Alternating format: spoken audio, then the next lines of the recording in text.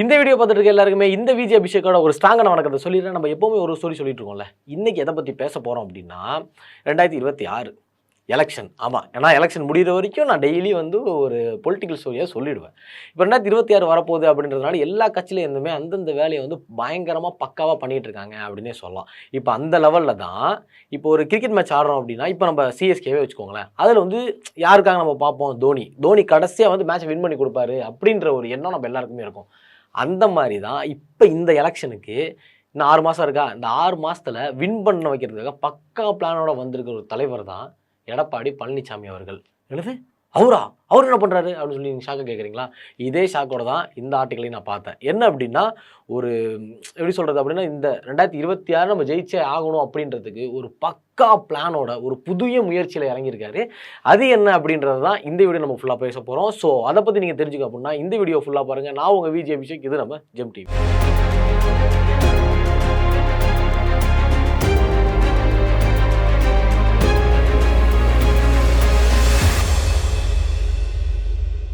ரெண்டாயிரத்தி 26 எலெக்ஷன் நம்ம எல்லாருக்குமே தெரிஞ்ச விஷயம்தான். இதுக்கான முயற்சி எல்லாமே ரொம்ப சூப்பராகவே போயிட்டுருக்கு.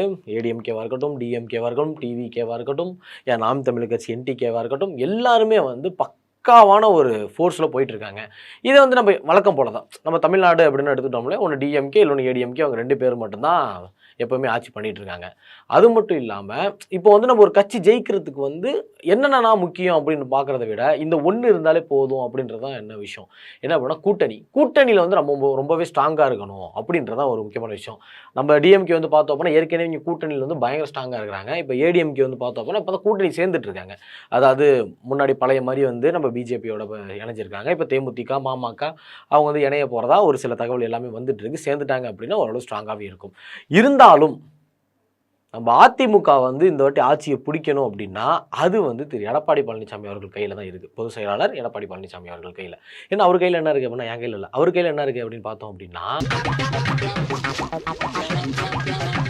எடப்பாடி பழனிசாமி அவர்கள் இப்போ கடந்த ஒரு சில மாதங்களாகவே எடப்பாடி பழனிசாமி அவர்களோட ஸ்டைல் வந்து ஒரு மாதிரி டிஃப்ரெண்ட்டாகவே போயிட்டுருக்கு. இப்போ வந்து சட்டசபை வர கூடனாங்களே அதில் வந்து பார்த்தோம் அப்படின்னா கிட்னிகள் ஜாக்கிரதை, அல்வா அப்படின்ற மாதிரிலாம் ஒரு சைனெல்லாம் வச்சு, அதாவது டிஎம்கே பண்ண தப்பை வந்து ஒரு மாதிரி சிம்பாலிக்காக, அதாவது நம்ம ஜென்ரேஷனுக்கு ஒரு மாதிரி, அதாவது மீம் டெம்ப்ளேட் கொடுக்குற மாதிரின்னு சொல்லலாம் ஈஸியாக. மீம் டெம்ப்ளேட் கொடுக்குற மாதிரி அசால்ட்டாக வந்து எடப்பாடி பழனிசாமி அவர்கள் நமக்கு எல்லாமே இது கண்டென்ட் கொடுத்துட்ருக்காரு அப்படின்னே சொல்லலாம்.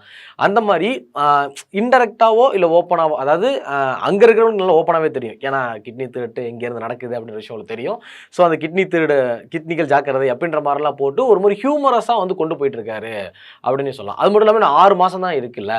இப்போ அந்த 6 மாதத்துக்குள்ளே அவர் என்ன பிளான் பண்ணியிருக்காங்க அப்படின்னு பார்த்தோம் அப்படின்னா, பொதுவாகவே வந்து பார்த்தோம் அப்படின்னா ஏடிஎம்கே டிஎம்கே இப்போ 2 கட்சி இருக்கா, 2 கட்சிக்குமே வந்து இது வந்து அவங்களோட கோட்டை அப்படின்னு சொல்கிற மாதிரி ஒரு மாவட்டங்கள் இருக்குது. என்ன அப்படின்னா இப்போ வந்து டிஎம்கே வந்து பார்த்தோம் அப்படின்னா டெல்டா, அதாவது டெல்டா சைடில் வந்து பார்த்தோம் அப்படின்னா டிஎம்கேவோட கோட்டை அப்படின்னு சொன்னால் டிஎம்கேவை அடிச்சிக்கவே முடியாது. அந்த இடத்துல எப்பயுமே வந்து டிஎம்கே அங்கே ஜெயிச்சுக்கிட்டு தான் இருக்காங்க அப்படின்ற ஒரு செய்தி இருக்குது. செய்தி இல்லை, அது உண்மைதான். அது இந்த சைடு பார்த்தோம் அப்படின்னா, அதாவது அதிமுக வந்து பார்த்தோம் அப்படின்னா கொங்கு மாவட்டங்கள், அதாவது கொங்கு சைடில் உள்ளது எல்லாமே நம்ம வந்து அதிமுக அவங்களோட கோட்டை அப்படின்னு சொல்லலாம். இப்போ 2 பேரோட கோட்டை இருக்கா. இதில் வந்து நம்ம எடப்பாடி பழனிசாமி அவர்களோட புது முயற்சி தான் என்ன அப்படின்னா, திடீர்னு வந்து ஜம்ப் பண்ணி டெல்டாவில் குதிச்சிட்டாரு. எப்படின்னா, இவ்வளோ நாளாக வந்து கொங்குல வந்து ரொம்பவே ஸ்ட்ராங்காக இருக்காங்க. அது வந்து நம்ம கொங்கு வந்து அதிமுகவோட கோட்டை அப்படின்றது நமக்கு தெரியும். இப்போ வந்து டெல்டாவில் வந்து கண்டிப்பாக இந்த வருஷம் நம்ம டெல்டாலையும் நம்ம அடிக்கிறோம் அப்படின்ற மாதிரி ஸ்ட்ராங்காக டெல்டாவில் இறங்கியிருக்காங்க. இது எப்போ அப்படின்னு பார்த்தா ரீசன்ட் தஞ்சாவூர் நேரடி கொள்முதல் நிலையம் அங்கே வந்து யாருக்குமே சொல்லாமல் திடீர்னு எடப்பாடி பழனிசாமி அவர்கள் வந்து ஒரு விசிட் ஒன்று போட்டு விட்டாங்க. விசிட் ஒன்று போட்ட உடனே எல்லாருக்குமே ஒரு ஆச்சரியம். என்ன அப்படின்னா, இந்த மாதிரி ஒரு பண்ணதே கிடையாது, டெல்டா சைடில் இந்த மாதிரி இறங்கினதே கிடையாது. திடீர்னு இப்படி இறங்கினோடனே எல்லா விமர்சகர்களும் பேச ஆரம்பிச்சிட்டாங்க. ஓகே, இப்போ வந்து இவங்க வந்து டெல்டாவை ஃபோக்கஸ் பண்ணியிருக்காங்க அப்படின்ற மாதிரி. அது மட்டும் இல்லாமல் நம்ம எடப்பாடி பழனிசாமி அவர்கள் வந்து அவங்க டீம் கிட்ட வந்து ஒரு லிஸ்ட் ஒன்று கொடுத்துருக்காங்க.